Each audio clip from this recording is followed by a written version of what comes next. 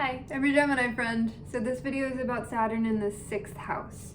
This is a tough one. I do have videos in the description that go more in depth into Saturn and what it represents in our charts. And in the description you can also find info on if you want a natal chart or synastry reading for me. Okay, so Saturn in the 6th house. Of course, Saturn's going to be in a sign too, and the sign that Saturn is in is important, but I think the house, it's a little more personal, a little more specific, and looking at this area of life where Saturn's going to affect us, it's really informative because then we're aware of why it's so difficult. We can understand that Saturn wants to teach us the hard way how to become an authority in this area, but when it's the 6th house, it's a tough one because this can deal with our health. But whether it does manifest in any health issues or stress or not, this is an ever-present one because the 6th house is about our routines and our daily life. So Saturn shows discipline, it shows structure, but it also shows limitation. It shows us where we need to create discipline and understanding and balance for ourselves so that we can create a structure that really works for us. But what comes with all of this is a very heavy feeling. Whether the restrictions are internal or externally placed on us, we have to put more work into this area than the average person does. And this house is already about work. So while I don't want to say anything super catastrophic or bring up health in a way that might be worrisome, it's super important to check your stress levels and recognize that sometimes health issues with this placement really can be indicating something deeper that's going on or something that we need to address. Because burnout, exhaustion, and a lack of self-care are huge issues with this one. I really like to put the 6th house into context with the other Earth houses. If you think of the 2nd house as kind of the basis and values of what we're going after, and the 10th house as our career, our long-term goals, basically what we're striving for, the 6th house in between them, associated with Virgo energy, a sign of service and care.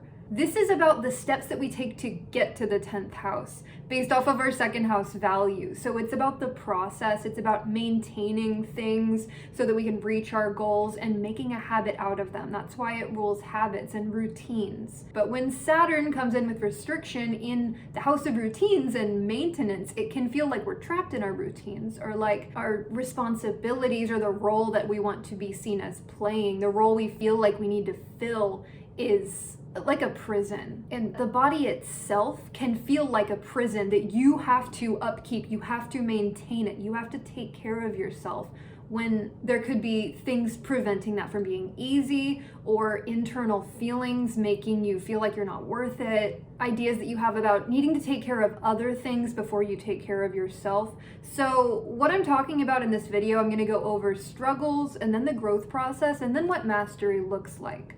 So I'm mentioning struggles already, so let's just go over those. This is a huge sign of overworking, overcommitting to work, to this feeling of duty, needing to take care of things and get things done. Definitely issues with work-rest balance, recognizing that we can only work so much. We need to also take care of ourselves and spend time relaxing. Relaxation could be a foreign concept. But what this does, I mean, it leads to burnout, it leads to feeling frustrated, even resentment against like your circumstances or the people who might feel like they're the ones keeping you trapped. But Saturn deals with our relationship with authority figures and the very concept of authority, as we tend to formulate our Saturn placement early on in life where authority is modeled to us, whether that's by our parents or teachers, other people who have power over us. So it's really important to look at your relationship with authority and who you give that authority to, how much you defer to like bosses, or even just people that you feel responsible for, whether you care for them, whether you don't care for them. It's that feeling of needing to be something for somebody or for an idea, for a project, a job, and really having to fill that role without seeing yourself as human, as somebody who's allowed to make mistakes, allowed to be flawed, and allowed to be tired. So ignoring any signs of being exhausted, that's something to watch out for and something to really pay attention to. Tune into your body. This is such a big pay attention to your body placement. Listen to your bodies. Do scans of how you feel, every single part of you. consciously pay attention to what it could possibly be telling you. Because when it comes to self-criticism, perfectionism, these can be huge issues with this placement. And one of the things about being a human, being in a body, is that things just don't go perfectly. They're not going to go perfectly. We're all going to have little imperfections that of course make us unique, make us who we are. But if we're judging ourselves based off of things that we see as flaws, whether that is literally within our vessel or more within our personality or our work ethic or whatever it is that you can possibly criticize about yourself, I think it's always helpful to really go into that radical self-acceptance where you're looking at yourself from an outside perspective, from the perspective of someone who deeply cares for you. Look at yourself the same way that you would look at somebody that you love, and recognize the areas where you need to be taken care of too. Because there can be a huge just fear of failure or of inadequacy, a constant feeling of being inadequate, needing to prove yourself. And this is especially prominent in service roles. And you could find yourself falling into service roles or being of service even if you weren't initially planning on it, because this energy wants to fix things. It wants to improve things. That's really the point of the 6th house, is to pay attention to what you can do and to improve it, make it better. But this can come with a mindset of never feeling complete, never feeling like enough, feeling like a constant project, constantly under construction, and like you're just never going to reach that finish line. And the thing is that we never reach perfection. Nobody does. We will all die without being perfect. And that's just the truth. But it can feel like you're the exception. It really can. Because it's this sense of self-worth and who you're showing up as being tied to being as perfect as you possibly can, or being as useful, helpful, efficient, productive, disciplined. And discipline is a huge thing with Saturn, but when you're naturally more geared towards extreme discipline, then the discipline factor actually tends to come out more in making sure that you're channeling your energy into things that actually feel good to, feel nurturing, feel like a service to yourself instead of to anyone else or anything outside of you. Because if you're only focused on external things, I mean, this can give a huge lack of just feeling of personal fulfillment, or like life is worth living, like there's a reason why you're here. And it can be hard to like assert your value in certain situations, which of course leads to resentment as well. If you feel like you're always working behind the scenes, you're always doing things that people don't appreciate or don't recognize, don't notice, you're always like picking up the slack, tying up loose ends, and just feel like your effort is hidden, it is important to find ways to validate that for yourself, whether that's just recognizing like, okay, I accomplished something, I'm proud of myself, celebrate your wins, or even bringing it to someone's attention, which can feel so vulnerable, like, please be proud of me, but sometimes we need that. So it's very important that you realize what you can take control of and where you can develop your own sense of authority rather than feeling like things are controlling you. And one of the really frustrating things with this placement can be the issue with delegating. It can be really hard to delegate because you could feel like, okay, you're gonna do it better than anybody else. So why not take every single role? Why not do every single job? Because if somebody else were to fill in that role, then things wouldn't end up as perfect. But when you feel like you need to manage every single part of whatever it is, that's just too much for one person. It just is. So learning to trust people, learning to trust that you can instruct and trust people to listen and do their best, or next step, allowing people to do things their own way without feeling like you have to have control over their process. It's hard. It's really hard. Because this is that feeling of responsibility, like it's yours and it's on you if they fail. But this is something that can actually really damage relationships if people feel like you don't trust them. Because everybody has a 6th house, everybody has some sign on the cusp of that 6th house, maybe some planets there, and whatever that is for them, that's going to show how they handle processes and routines. And everybody is different for a reason. You're the way you are, and you are a powerhouse in this area. But that doesn't mean that you have to do all the work. And it doesn't even necessarily mean that your way is the only way. Even if it's the most efficient, even if it is the technical best way, you have to let other people do things too. It's scary to let go at first, but it's taking a load off of your back. You, in recognizing that other people can help you out and can handle things, it relieves the pressure of having to manage absolutely everything. Because this is a placement that shows wonderful management skills, but it has to be coming from a secure place, not a place of trying to prove anything or feeling like things will be out of control if you aren't the one managing it. There's a really big difference between a secure managing style and an insecure managing style. I know the pressure of trying to control everything around me and just how stressful that can be. And when it comes to stress can result in all sorts of health issues, whether that is physical health, mental health, or, the health of your relationships, your environment, your work life. Just considering the health of things and putting the right amount of energy into everything rather than just channeling it all into what seems the most productive or the most important. Making sure that you're taking care of your body as a vessel. I mean, you can think of it the same way as like maintaining a car or a tool or something like that. You are the sort of person who's really good at taking care of your things, so you want to make sure that your body is the primary thing that you take care of. And I'm not about to tell you anything about your body other than that. When it comes to health, it's so personal. Environment and genetics and all the stuff that plays a factor. I'm not making any specific claims, but I do want you to pay close attention to any health issues that you do face. Being overly rigid with self-care, with nourishment. Just recognize that you deserve care just like anyone or anything else. And there's a reason why the 6th house is associated with pets and also plants, things that we take care of. But pets can be really therapeutic here because taking care of an animal, making a routine of it, that can be really healing. And again, gardening too, regularly putting maintenance into something, it can teach us how to do that with ourselves. Whatever it is that we don't give ourselves enough of, whether it's rest, whether it's things that feel like too much of a treat, even just making sure that your room, your bed feels good. Austerity comes naturally with this placement. So anywhere that you can really lean into like what is personally luxurious, sensual for you, that can really help bring this out because you deserve it. So moving on to the growth process here, it's very, very important that you set realistic standards.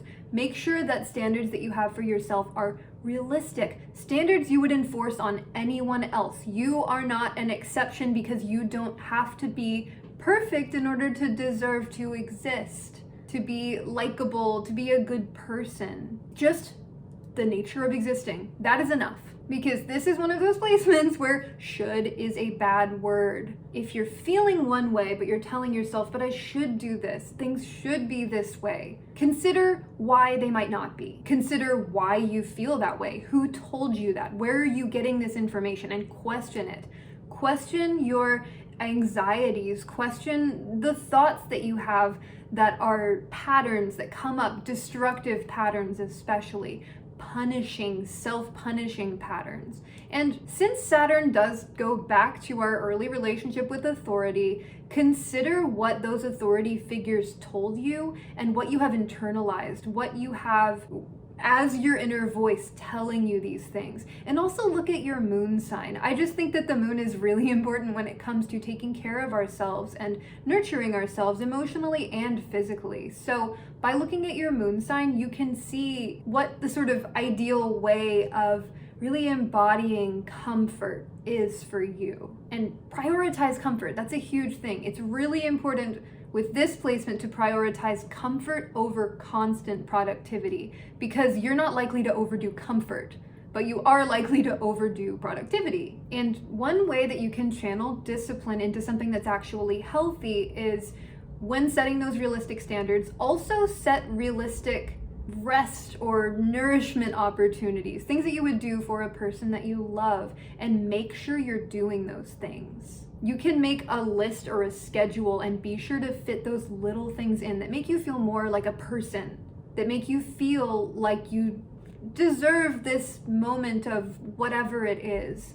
Those things that feel like indulgences, consider all the people that don't consider them to be indulgences and will just do it without thinking. Overthinking can be a big problem with this placement, but it's just not fair to give other people a pass or think like, that's fine, they can do that, but I would hate myself if I did that. Those sorts of things, judgments that we make against people that are really just judgments against ourselves, just consider them, think about them, and create discipline within your mind, within your thoughts, as best you can by eliminating the things that are destructive, the things that pull you down, and the things that just aren't helpful, just aren't nice. If you can, try to keep a really close eye on just what goes on mentally within your thoughts, and maybe count every time you say something negative to yourself or say something that's just not constructive, something you wouldn't say to a friend or even like a pet. If you think of a sweet animal that you love,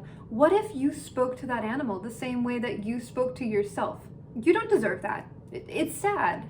And sometimes a lot of this healing process can be allowing yourself to feel sad, feel sorry for yourself. And I know how unappealing that can sound with this placement, but processing grief, even when it's recognizing what we've restricted ourselves from that our body has wanted or our heart has wanted, that's sad.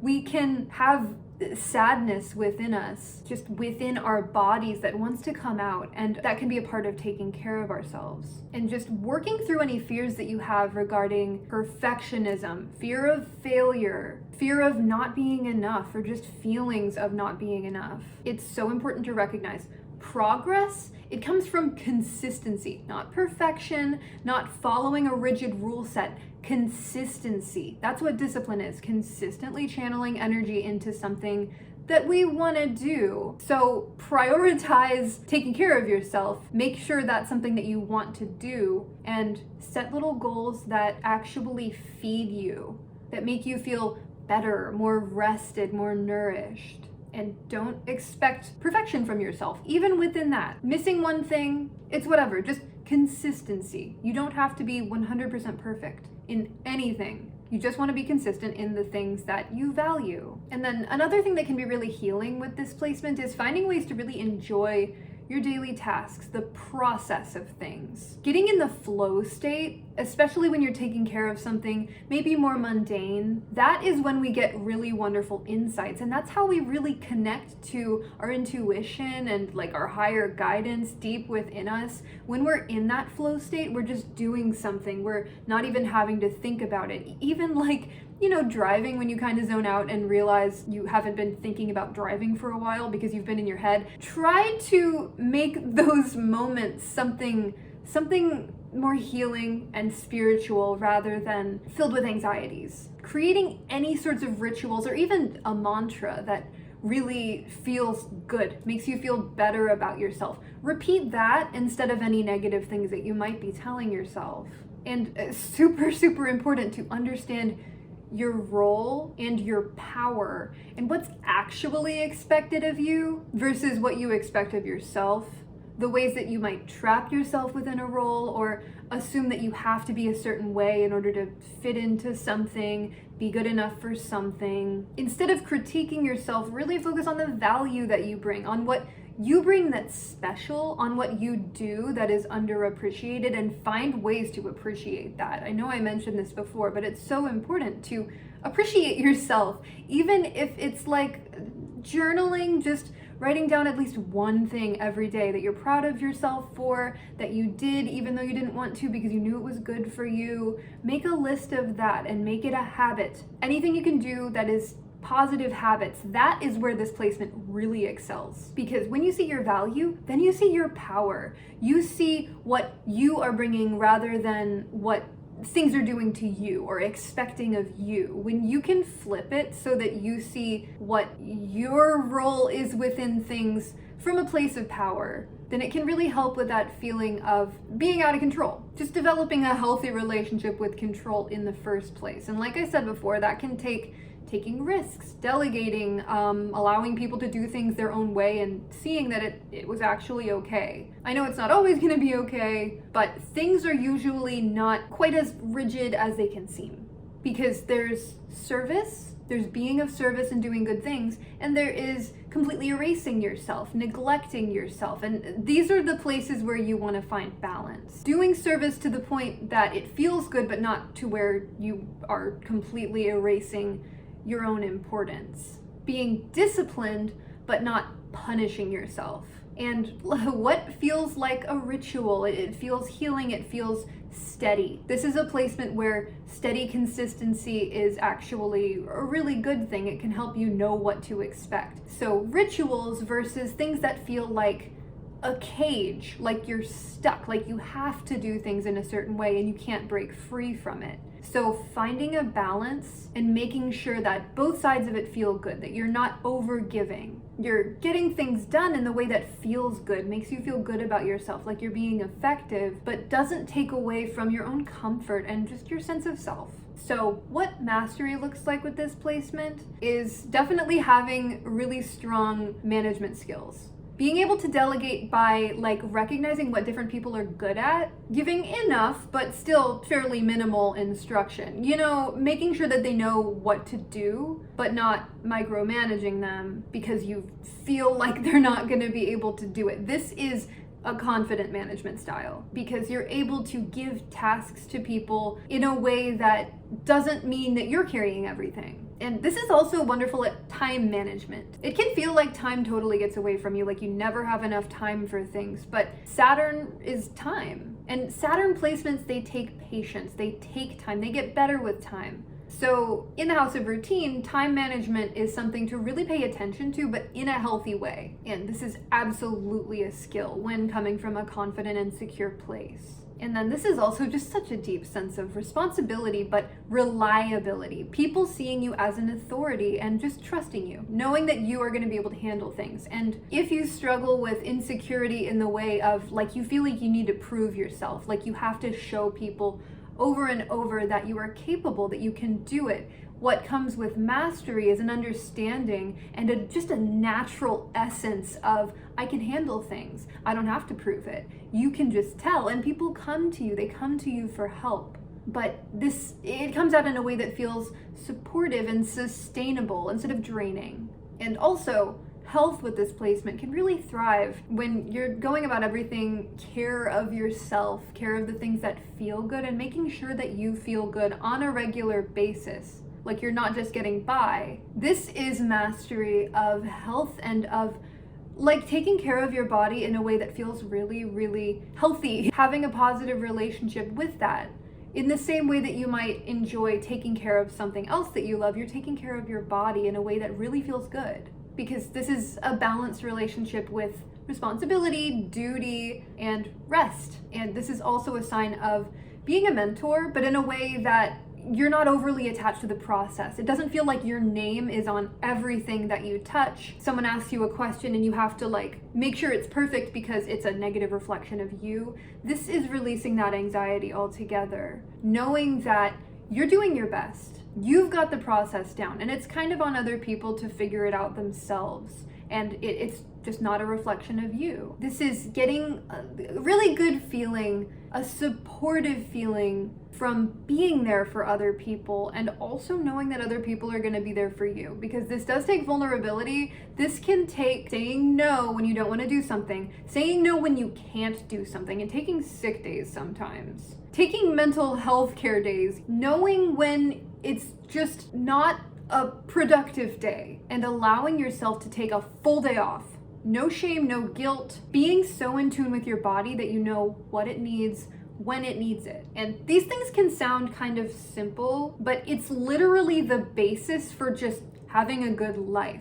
When you're taking care of your vessel, think of your body as a precious vessel, your soul incarnated in this body for you to take care of and love. And I know firsthand how hard that can be. and how they don't always behave the way that we expect them to, the way that we think they should. But shoulds and health and our bodies, they just don't go together. There is no should. Your body tells you. It balances itself. It's really meant to, and anything being unregulated, it's a sign that there's something off. But this is another balance where we have to look at what our body is telling us that it needs versus what we think it needs, think it should need, and not overdoing it, not underdoing it, but doing it in a way that takes care of ourselves. This is all about taking care of ourselves, whether it is our work, our health, our responsibilities, all of that. You are an authority when it comes to taking care of things.